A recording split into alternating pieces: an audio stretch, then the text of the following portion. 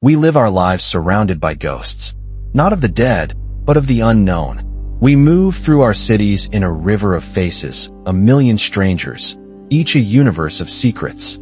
But what if that's not a metaphor? What if among these strangers walks someone not human at all? It's a question we dismiss, a paranoid fantasy whispered at the edge of reason. Yet, in the cold, impartial gaze of our own technology, the questions come back. A security camera captures a flicker, a distortion across a man's face that seems to shift, just for a moment, as if the mask is slipping. Is it a glitch? Or does this grainy footage reveal a shapeshifter, hidden in plain sight?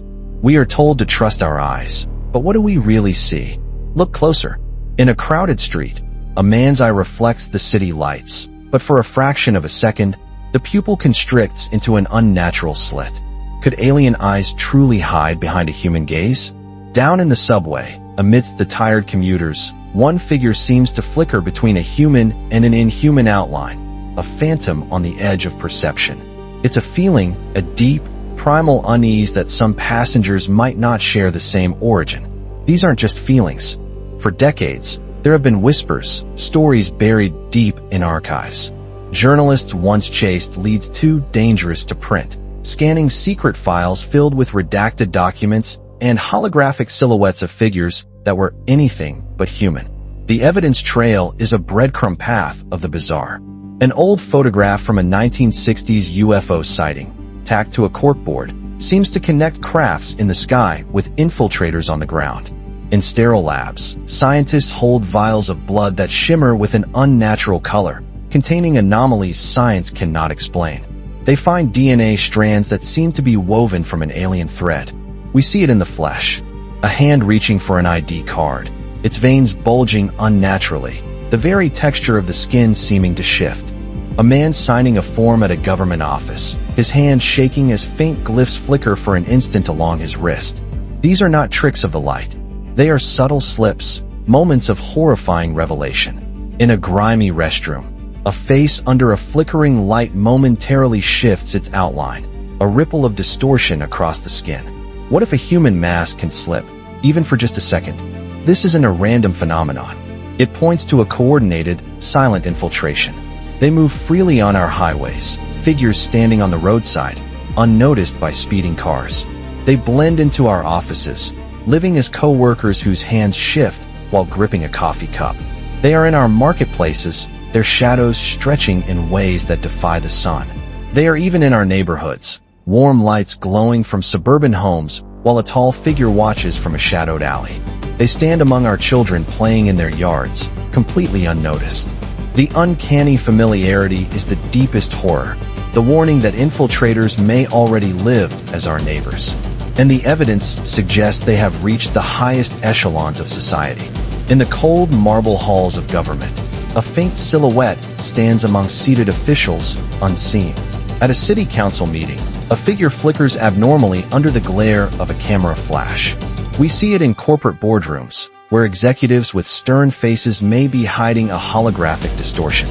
We see it in our courtrooms, where a defendant's face ripples under the flash of a camera during a trial. The question becomes terrifyingly political. Are some of our leaders not entirely human? Do infiltrators already sit among the decision makers? The paper trail is just as damning. Intelligence analysts stare at redacted files, connecting infiltration to decades of classified research. They review photo negatives where glowing silhouettes faintly emerge from the grain. They see satellite images that highlight humanoid figures among human gatherings that shouldn't be there. Medical staff have witnessed anomalies they were forced to erase from the records. Nurses have seen skin shift oddly around a needle. Doctors have seen X-rays with alien-like bone structures that were never disclosed. Police officers hold sketches from eyewitnesses, rough drawings of humanoids with oversized eyes, from reports that were later quietly erased. Children seem to see it most clearly, drawing tall figures with black eyes, describing friends who vanish the moment an adult arrives. Elderly women clutch a rosary, their faith shaken by the belief that aliens walk unseen among us, a silhouette visible only in the reflection of a mirror. And there are those who have seen it up close. Witnesses at isolated gas stations who speak of glowing figures on the roadside, then vanish themselves. Farmers who encounter silent watchers near their homes in the twilight. Confessions whispered into tape recorders, telling of neighbors who were not what they seemed. The infiltration is systemic. They pass through our airport security scanners unnoticed. They move goods and information through industrial warehouses, hidden between the shadows. Scientists studying thermal imaging see heat signatures that don't match human anatomy. Others stare into microscopes at alien cell structures, a dreadful revelation that their biology may already be mixed with ours. The evidence is hidden in plain sight, in old family photo albums where a relative's eyes shine with an unnatural light, or in the very blood samples our labs test, believing them to be human. It suggests an infiltration that stretches across generations. The question is no longer if they are here, but how deep the infiltration goes. Do they already occupy the highest positions of power? Do they stand before us as leaders, their skin rippling under the flash of a camera at a political rally? Do we truly know who leads us? They are watchers in the crowd, blending seamlessly into the chaos of a busy shopping center or a packed subway platform. They are the watchers in the dark, standing on a rooftop overlooking the skyline, their eyes shimmering with a faint, unnatural light. They are perched high above our glowing cities, a silent, waiting presence. Whispers in the crowd. If they walk among us, hidden in plain sight, watching from the shadows and the heights of power, how would we ever know? The question is no longer if they walk among us, but if they rule over us. We search for shadows in the crowd, but perhaps we've been looking in the wrong place. The real power isn't on the street. It's behind guarded doors, in the buildings that shape our world. At night, as officials enter a government building in Washington, a tall figure watches from a rooftop, a silent sentinel over the seat of power. It begs the question, is the true authority in those halls entirely human? Inside, in ornate offices lined with flags, executive orders are signed by hands whose veins ripple unnaturally beneath the skin. We have seen faint, glowing glyphs flicker across their knuckles, a secret signature on the documents that shape national policy. In dim war rooms, intelligence officers stare at satellite photos, their faces grim as they see faint humanoid outlines flickering in high-altitude images, anomalies seen from orbit but never reported to the public. This isn't speculation. It's a pattern hidden in classified files stamped, eyes only. Files that hint at non-human influence at the highest levels. Whistleblowers have tried to warn us. Leaked memos surface in smoky newsrooms, their holographic text revealing 3 chilling words: non-human presence confirmed. This shadow extends across the globe. In the vast marble chamber of the United Nations, as delegates decide the future of our planet, the skin of one figure ripples under the spotlight. In legislative chambers, one official sits frozen, unnaturally still amid heated debates.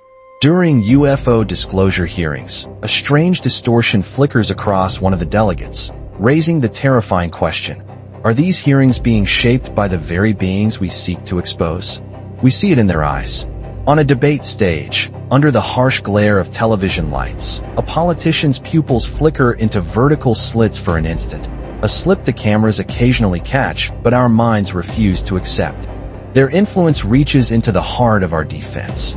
We find their faint silhouettes flickering just beyond the floodlights of Cold War-era nuclear silos, a haunting connection between their presence and our most dangerous weapons. In bunker-like briefing rooms, as generals point to strategic maps, a ghostly satellite image hovers over the table, suggesting our own strategies may be influenced by alien infiltrators. Soldiers in the field have whispered of inhuman commanders, their fear hidden in trembling hands that grip their dog tags that sometimes bear the faint etching of alien glyphs. In naval command centers, officers watch radar screens as unexplained blips form humanoid patterns, tying their presence to our strategic fleets. Some claim infiltrators are already near the nuclear command, their hands, faintly glowing with a green hue, hovering over the switches that could end the world. Does a general under interrogation, his pupils flickering unnaturally, already command a human army? But power is not just political or military. It is economic. Corporate skyscrapers loom over our cities at night, and in a top-floor window, a humanoid figure stands motionless, watching. This infiltration extends to the corporations that steer our economies. We see a CEO at a press event, his skin rippling under a camera flash as he shakes hands. We see a contract being signed in a glass tower, the veins on the hand pulsing strangely as faint glyphs appear in the ink. And on the buzzing floors of our financial exchanges, a humanoid silhouette moves unnoticed among the traders, a ghost in the machine of wealth. It suggests a level of control tied to the flow of money itself, a presence within the very data streams that dictate our world's fortunes. A handful of people know the truth, fighting a lonely battle in the dark. In dusty archives, historians study old Cold War photographs, seeing blurred figures and faint silhouettes that reveal an infiltration stretching back decades. In sterile labs, scientists make chilling discoveries. They find that blood samples taken from certain leaders reveal anomalies, DNA that is not of human origin. They decode intercepted transmissions and find alien glyphs hidden within the sound waves, secret instructions that may be guiding human policy. In dim intelligence vaults, they review files labeled Inhuman, where holographic silhouettes rise from the pages, evidence of infiltration hidden in plain sight. But how do you fight a shadow? This is a dominion built on silence and subtlety. It's in the diplomat raising a glass at a lavish gala, his skin rippling for a moment.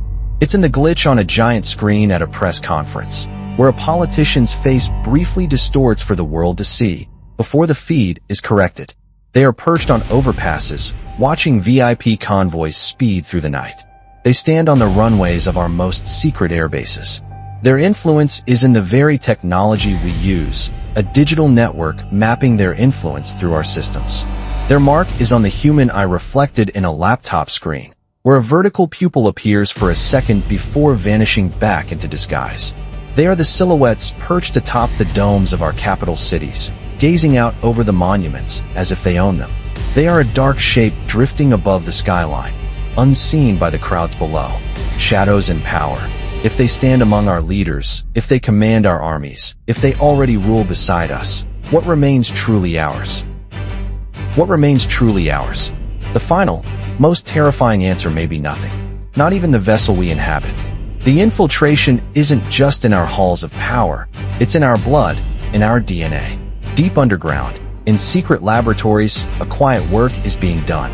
Researchers in hazmat suits move past rows of glowing tanks, and inside, the faint silhouettes of hybrid fetuses are suspended in fluid. This is the heart of the program, an effort to rewrite our species from the inside out. In these sterile chambers, scientists stare at DNA sequences on their monitors, watching in awe and shock as an alien double helix merges with human code. They see human cells branching into impossible hexagonal lattices. On petri dishes, translucent filaments writhe against logic, pulsing with a light like neural code. The very question is asked, is this living thread a machine, an organism, or an engineered marriage of both? The evidence is overwhelming and suppressed. Decades of samples are preserved in refrigerated biostorage vaults, part of a program no agency will ever admit to. Some of these labs are built in the most remote places on Earth, in decommissioned missile silos repurposed to turn weapons inward, or in ice caves beneath polar stations, where nature itself refuses visitors. This isn't a thought experiment. It has a human cost, etched into the skin and memories of abductees. They tell stories of waking up in hospital-like wards, strapped to beds, with a faint, glowing implant pulsing beneath their skin.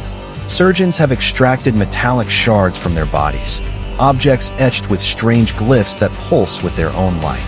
These are not souvenirs, they are receivers. Under UV light, their skin ignites, revealing constellation-like marks that align with the night sky, like a brand of ownership. Their own bodies are no longer their own. Doctors examining them find gums threaded with hair-fine silver filaments, a strange wiring that syncs with their EKG. Their own healing outpaces reason, as if their tissue remembers another blueprint. The program has produced results. There are whispers of children, born in secret, who are not fully human. We see it in the frantic charcoal sketches of abductees, drawings of nurseries filled with glass pods. We see it in the classroom, where a child draws figures with black eyes, describing visitors who tell them secrets. We may even see them in our orphanages, a child whose tearful eyes flash for a moment with vertical pupils. Or in our hospitals, where a nurse holds a newborn whose wide, black eyes stare, unblinking, into the world. The first footprints of a life may already trace a map of another sky. The womb itself has become a battlefield for the future of humanity. This truth is protected by a wall of official silence. Doctors who discover patients with anatomy that refuses the manual are left with no answers. Autopsies performed on bodies with elongated skulls or alien bone structures end with a single order: incinerate everything. No notes, no photographs. Nurses whisper into recorders about the anomalies they've witnessed, their courage a fragile defense against a conspiracy of silence. At round tables in windowless rooms, officials and doctors snap their folders shut in unison, the final experiment being not in a lab, but in the silence afterward. This is a truth hidden behind corporate biopharma lobbies, traded in cryo cases on midnight bridges, and shipped to coastal quarantine facilities when storms drown out curious eyes. The data suggests this is not just an experiment, it's a collaboration. A program of such scale, tracked by epidemiologists as it spreads across continents, points not to a pathogen, but to a plan. The evidence is in the genetics, in the implants, and in the children who walk among us. A new form of life is being seeded, a hybrid future breathing in our neonatal ICUs. It is an intelligence printed into our very tissue, and the source of it all remains beyond our reach. The experiments hidden in labs below mirror an architecture that is far above us. High in polar orbit, gliding silently beyond the clouds, a dark craft moves against the curtain of the aurora, and woven into its very structure is a faint, glowing lattice that echoes the exact DNA patterns being engineered on Earth. The blueprint isn't in a lab. It's in our sky. Below, the prototypes breathe. Above, the blueprint waits. The blueprint in the sky does not need an army to descend. In the 21st century, power no longer needs palaces, only access. This is the next stage of infiltration, a silent dominion built not of flesh, but of information. It exists in the cold, humming cathedrals of our data centers, where their sigils crawl across cable labels in the endless aisles of servers. It travels at the speed of light through the fiber optic trunks that connect our world, their silhouettes moving like shadows inside the glass itself. Control a single undersea cable, and you control a continent's pulse. With control of the network comes control of the message. In broadcast control rooms, editors scrub through live news footage, but the glitches, a face distorting for a single frame, are erased before we can even register them.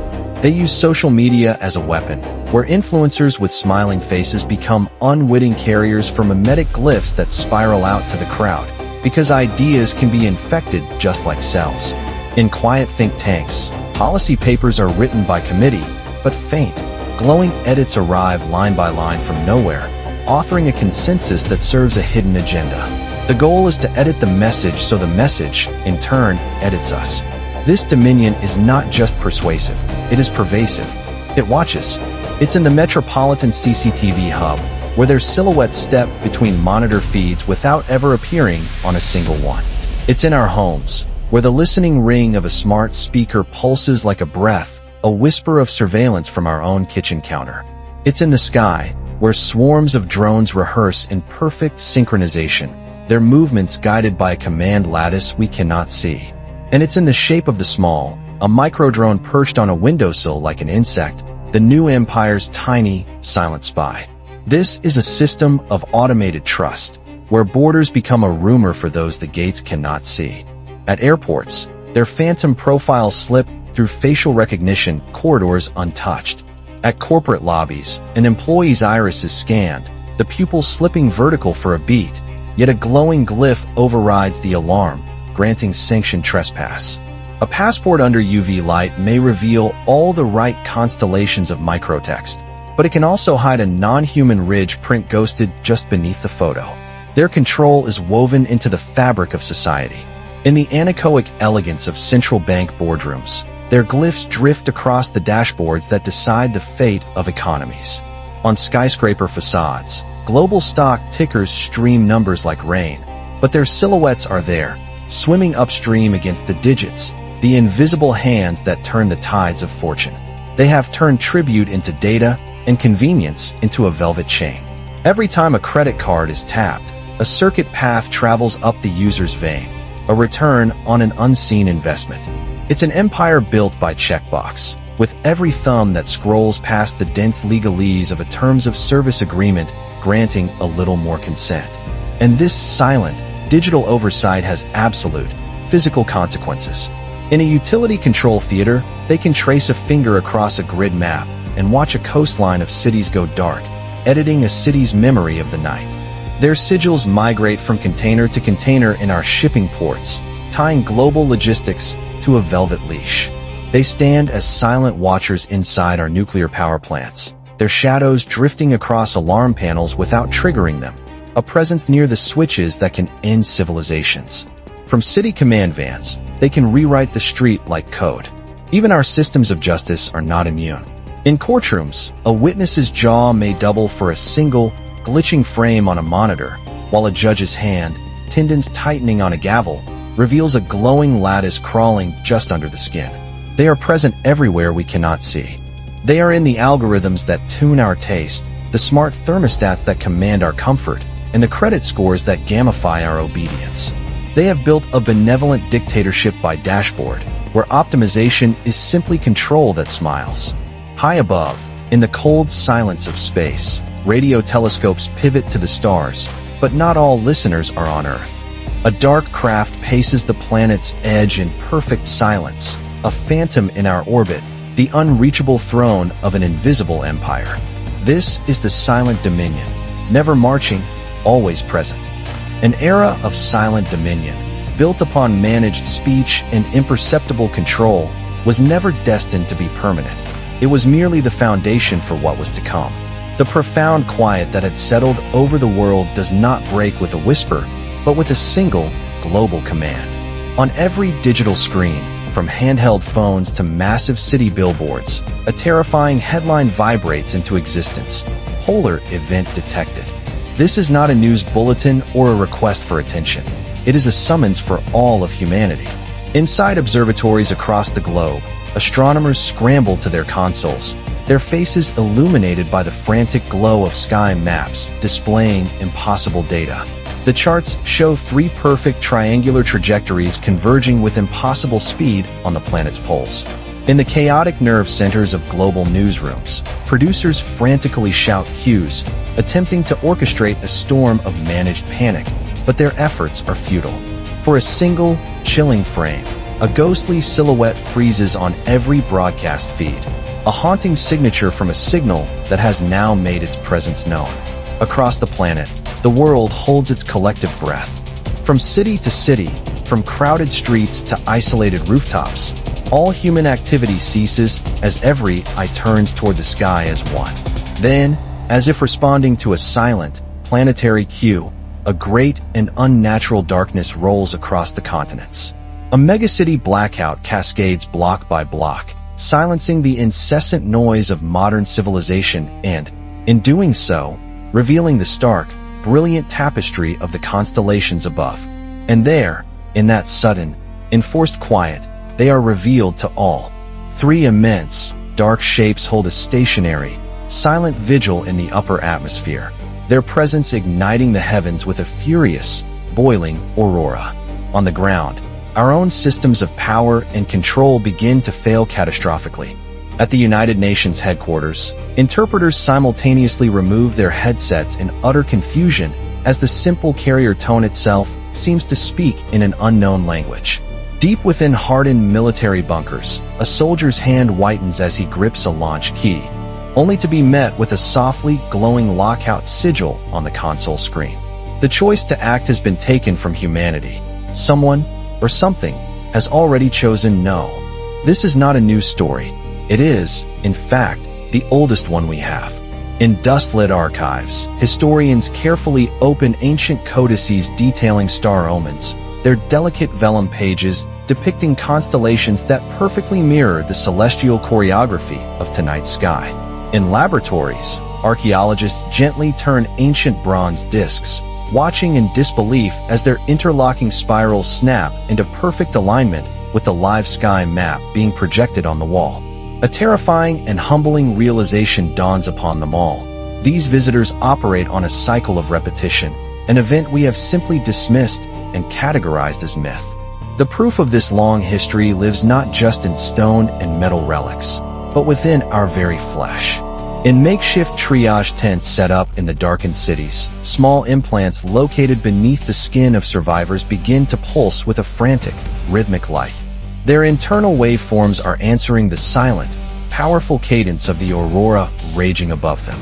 The receivers are becoming keys. The legacy, it seems, might already be genetic, a dormant inheritance passed down through countless generations. And then, a clear message finally arrives. On a quiet kitchen table in a darkened home, an old analog shortwave radio crackles to life on its own accord.